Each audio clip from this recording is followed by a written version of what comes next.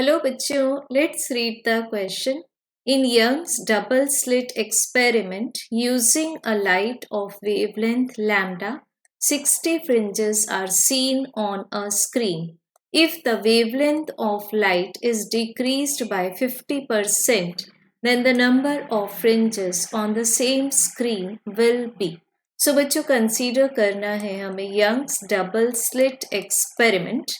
इसमें गिवन है हमें दो केसेस. केस 1 में वेवलेंथ कंसीडर करनी है लैम्डा एंड स्क्रीन पर दिखाई देती हैं 60 फ्रिंजेस, तो let it be n1.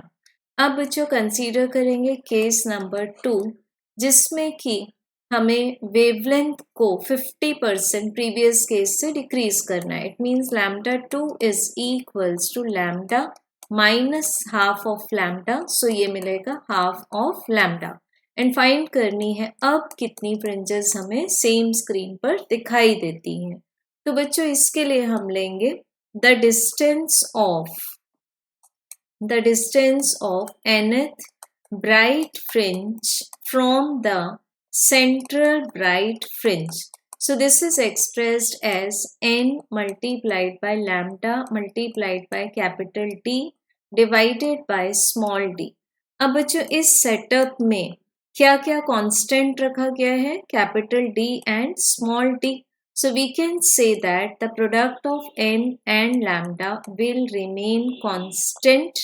It means case number 1 के लिए जो हमें प्रोडक्ट मिलेगा n1 lambda 1, this should be equal to the product of second condition, that is n2 lambda 2.